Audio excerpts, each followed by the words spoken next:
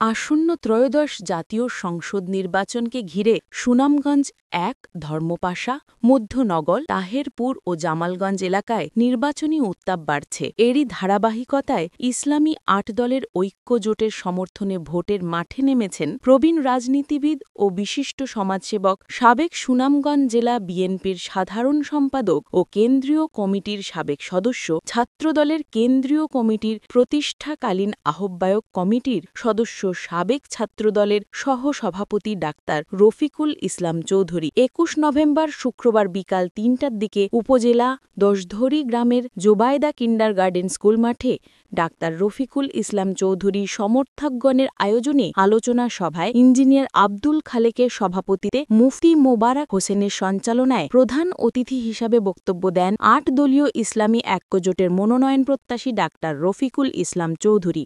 বিশেষ অতিথি হিসাবে বক্তব্য দেন উপজেলা ইসলামী আন্দোলন সিনিয়র সহসভাপতি মাওলানা আজিজুর রহমান, সাধারণ সম্পাদক শমসুদ্দিন, জামায়াত ইসলামীর নেতা মুবারক হোসেন, উপজেলা জাতীয় পার্টি সভাপতি আবু তাহের আহমেদ, বাচ্চু, ইলেকট্রনিক ও প্রিন্ট সাংবাদিকবৃন্দ। এলাকায় স্থানীয় জনগণের ব্যাপক উপস্থিতিতে এক আলোচনা সভা অনুষ্ঠিত হয়। নির্বাচনে অংশগ্রহণের প্রস্তুতি ও জনমত সংগ্রহের উদ্দেশ্য আয়োজিত এই সভায় প্রধান অতিথি হিসাবে বক্তব্য দেন অধ্যাপক ডাক্তার রফিকুল ইসলাম চৌধুরী।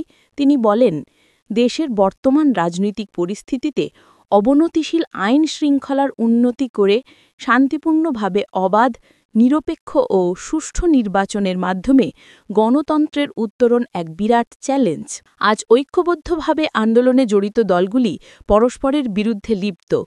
দেশে সন্ত্রাস, চাঁদাবাজি ও নয়রাজ্য প্রতিরোধ করে আইনের শাসন, ঘুষ, দুর্নীতিমুক্ত জনবান্ধব প্রশাসন সহ সকল স্তরে গণতন্ত্রায়ন প্রয়োজন। তিনি আরও বলেন, আপনারা জানেন, আমি দীর্ঘদিন যাবৎ রাজনৈতিক কর্মকাণ্ডে জড়িত। স্বৈরাচারের আমলে আন্দোলন সংগ্রামে নির্যাতিত হয়ে কারাভোগ করেছি। এই প্রেক্ষিতে ত্রয়োদশ জাতীয় সংসদ নির্বাচনে আমি ইসলামী ঐক্যজোটের প্রার্থী হতে সিদ্ধান্ত নিয়েছি। নির্বাচন করব ইনশাল্লাহ। আমার বিশ্বাস, নির্বাচনী অভিজ্ঞতা, দুর্নীতিমুক্ত, সৎ, সাহসী, জনপ্রিয়তার বিচারে আমাকে মনোনয়ন দেবে। আমি সুনামগঞ্জ ১ আসনে জনগণের সর্বাত্মক সহযোগিতা কামনা করি।